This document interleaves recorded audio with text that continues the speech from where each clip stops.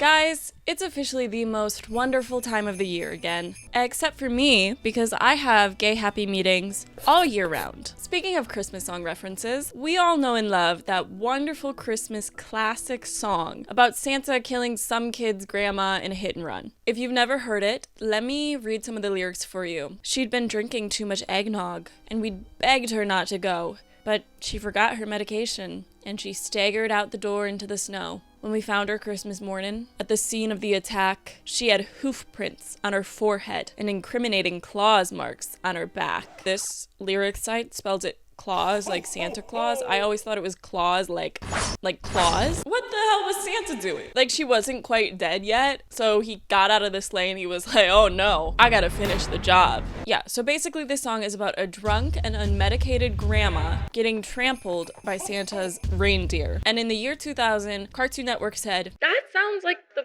perfect song to make a kids movie from. And we're gonna watch it. Actually, I already did. Sorry, I watched it ahead of you guys. But you should thank me, because genuinely this might be one of the worst Christmas movies I've ever seen. And that's saying a lot, because last year I watched the worst Hallmark Christmas movie, and I would rather watch that one again over this movie. And that one had a talking dog, and I hate talking dogs. Bark like nature intended, instead of making weird sexual remarks. The way her hindquarters shook when she walked. Hey! But first, hi, my name is Kenna, and welcome back to another episode of Me Talking, holiday special. If you're not subscribed, you can to join the Kens. Kens are what I call my subscribers, and we are on Santa's naughty list. I'm gonna get sued for defamation after this video, and I'm taking you guys down with me. How are your holidays going so far? I'm currently visiting my family for the holidays, which you can always tell because it suddenly looks like the budget for production this season got cut drastically, and now I have to film episodes on some guy's phone in a janitor closet. But I did what I could to make it festive. Now, let's get into talking about why this guy is a criminal. It's the Christmas season, a time for telling colorful holiday stories. My favorite story of all time is about my grandma. She had this encounter with a reindeer. Grandma got run over by a reindeer, all right. And as incredible as that was, it almost put an end to Christmas. Did this guy want his grandma to get run over? As great as it was that Granny was finally put down, I almost didn't get my Christmas presents, and that would have sucked. So Jake's grandmother owns a toy store in Cityville, and despite its name, it is a town, not a city, not a ville. The naming in this is really good. Just wait and see. There's Grandma. Did I mention she likes to dress up to read Christmas stories to kids while their parents shop? No, you didn't mention that. Should I know that? Is that relevant to the story? Did I mention my grandma's kind of a nut? When she doesn't take her medication, she dresses up like a Keebler elf and terrorizes the local children. We also meet cousin Mel, who is introduced to us as the evil, greedy family member. Put a cork in it, you greedy money grubber. But Grandma shouldn't talk that way. Damn, okay. If we weren't family, I would probably call you a... Quite frankly, but we are family, so I'm not gonna say that. You can stop right there. That shoplifting missy, no money, no merchandise. No way! Your credit is always good here, Martha. Why, you just stop by when you get your next paycheck. Thanks, Grandma. Everyone have a Merry Christmas. I feel like in this scenario, she's right. You can't just be going around giving away your merchandise. Life's about being nice to people. Money? I'd say we make enough. Meanwhile, her employees are like, I'm short on rent. Actually, that's probably why most of her employees are her family members, because she can guilt them into doing unpaid labor. Maybe that's why Jake was like, it's incredible. Because he's like, finally, I am free from the woes of child labor. Grandma's store happens to be the only property in Cityville not owned by Austin Bucks. Clever naming here. And his corporation, according to Wikipedia, specializes in making Christmas easier and less involved for the town's busy residents. I don't know what that means. He wants to own this whole city to make Christmas easier? This isn't a great business model. Right now, Grandma Elfenheimer is reading to the kids. You wouldn't happen to have an extra elf costume I could wear? What? Why? I don't suppose you're dressed that way to read Billy Goat's Gruff to the kids. No, I did it so you'd listen to my offer to buy your store. Why would that ever make her listen to you more? Hey, you want to sell your store? No. Also, why do you look like that? I was hoping that if you mistook me for a demon, you would be so scared that you would just willingly give me your store. Okay, well, you're forgetting that that's my costume that you're wearing. Please get your stinky pits out of it. You can keep the troll costume. Cousin Mel overhears all this, and naturally being a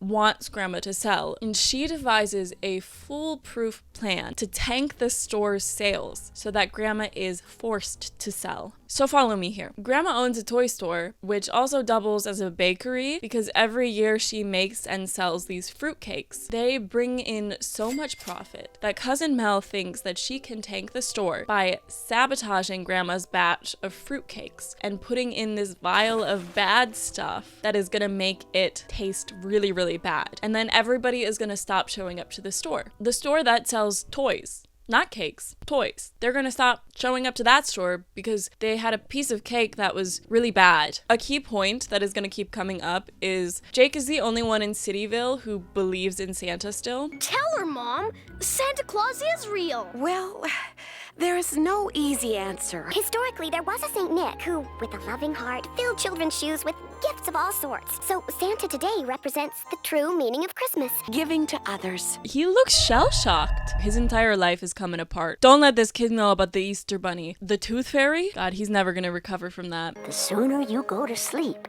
the sooner Santa will come. Daphne says there's no such thing as Santa. I've seen him in the smiles of people who share with others every Christmas. What is with this family and their cryptic-ass answers about Santa? Santa may not exist in reality, but in our hearts, he's there. He's like that first gust of winter wind that brushes against your skin and makes you feel like you've been born again.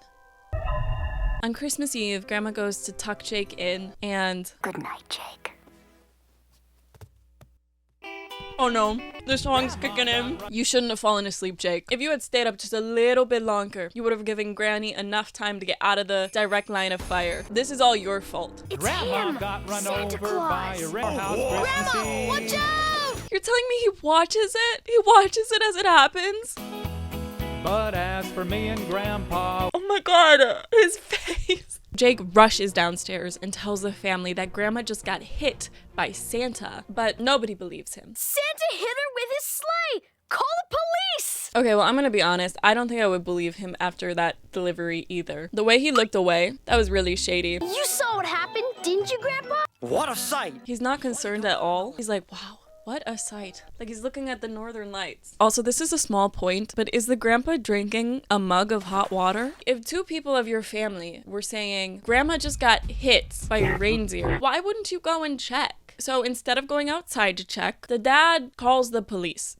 They'll be out first thing in the morning. The morning, I can only hope Granny was dead on impact because otherwise she's gonna die out there from hypothermia in massive amounts of pain. So the police finally come in the morning to check up on the family, and instead of finding Grandma, they find an imprint in the snow. she had hoof prints on her forehead and incriminating claws marks on her back. Oh, they didn't want to show that part of the lyrics, huh? That started the biggest grandma hunt in Cityville history. There's been more than one. How many grannies go missing in this town? Jake's parents take over running the store, but without Grandma, people stop coming in, probably because they have to start paying for things. With Grandma gone, all Cousin Mel needs is to get Grandpa to give her his power of attorney. So she takes him out to dinner and tells him she'll take care of the store, just sign here. And he somehow mishears sign as sing. You've been so depressed since Grandma disappeared. I'll cure your sorrow. All you have to do is sign. Sing? No way he's performing a song right now. Yeah, I don't think he's too depressed. He had this whole number choreographed. He starts singing about how Grandma is celebrating Christmas up in heaven with celebrities because she's dead. Grandma's hanging out with all those. Are those her panties? Please, somebody tell me that's something else. Tell me that's her nightcap. Tell me it's just my sick and twisted brain. Okay, I'll sign. Oh, okay. So he just had to get that out of his system. Yeah, I'll sign. But first, let me sing a musical number on how my dead wife is fucking Elvis. The last of Grandma's fruitcakes from last Christmas. Do you think it's still good? It's a fruitcake. What do we do when it's sold? Hold on. They're selling a cake that was baked last year. The fruitcakes really do hold up this establishment. They are desperate. They're like, the only way we're gonna be able to pay rent this month is if we sell this fruitcake. Go dust somewhere else. You can't tell me what to do. It's Grandma's store. Hey, get out of here, kid. You can't tell me what to do. I'm going over to see Austin Bucks and sell this dump for millions. They can still sell that fruitcake. It's still good. Jake's dad just did that like 5 minutes ago. Jake breaks into Mr. Buck's office just as he's about to make a deal with Cousin Mel and her attorney, I Am Slime, which the movie really wants you to know is very clever. Cousin Mel's attorney, I Am Slime. You said it, not me. The naming in this, it's like Death of a Salesman Loman type thematics. Brilliant. Now, Austin, darling, why don't we go somewhat romantic and consummate this deal? Is that protocol? Cousin Mel, you can consummate a deal with me. Sorry.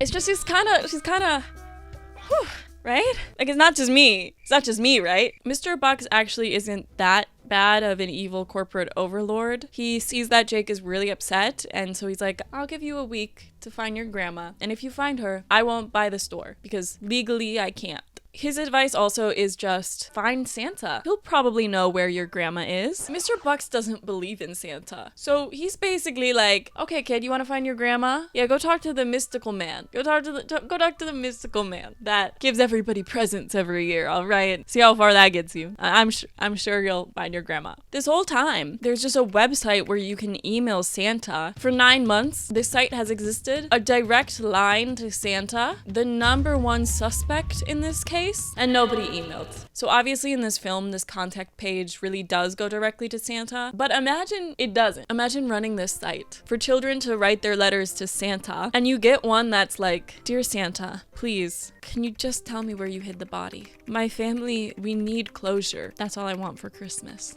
Santa's head elf, Quincy, gets the email and he goes directly to Santa, and they're like, finally, we know who this old woman is that we hit and we're keeping in our hospice care. Because of the hit, Grandma has lost all her memories. Grandma Spankenheimer! Nope, never mattered. Classic case of amnesia. Wow, good job on figuring that one out, Santa. Quincy brings Jake to identify his grandma. You're an elf. Ooh, why did they just touch fingers like that? He's not E.T. E.T. had like powers. Like, that was just a weird thing for Quincy to do. I came to ask a question. Would you like to find your grandma? But I don't like Quincy. Why is he getting so close? He's getting so close, I can see the gingerbread still in his teeth. Grandpa, I'm going to the North Pole to find Grandma. Fine. Thanks for telling me. Grandpa doesn't give a fuck. Santa, Quincy, Grandma, and Jake all go back to Cityville. Whoa, that was a landing. Yeah, Santa shouldn't be driving. So Santa and Jake go up to Mr. Buck's office to show that they've finally found Grandma. Mr. Bucks is like, Santa? I don't believe in you. And Santa proves that he's not just some old man by being like, You're Austin Bucks. When you were 6 years old, you wanted a Lieutenant Neutron action figure. Amazing. Unbelievable. But this raised the question to me, which is, if Santa has a directory of everybody in his head and what everybody wanted as a kid, and if they've been naughty or nice, he knows when they're sleeping, he knows when they're awake, and yet he couldn't identify the grandma in their database. So Santa explains the story to Mr. Bucks about how Grandma went missing. He says it was the reindeer's fault. Something made my reindeer go waha! Waha! Follow me, guys! I don't like that the reindeer talk. You already know my feelings about talking animals. I tried to stop them, but nothing worked. Then everything went black. I don't believe Santa. I saw him stick that landing. So because they left Grandma out in the sleigh, this gives Cousin Mel and her attorney enough time to grandma nap her.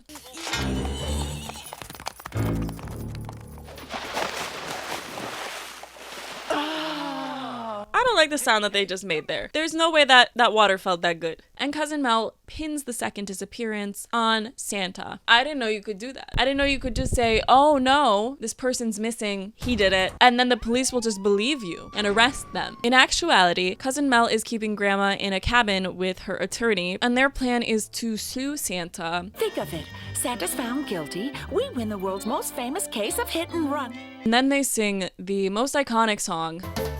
Grandpa Grandpa's gonna sue the pants off of Santa. This was the only memory I had of this TV special, and I'm happy to report it is just as good as I remember it. Santa's going for a ride. Oh, Lord. The background vocals kill me. No pantalones. Santa's going for a ride. Vámonos.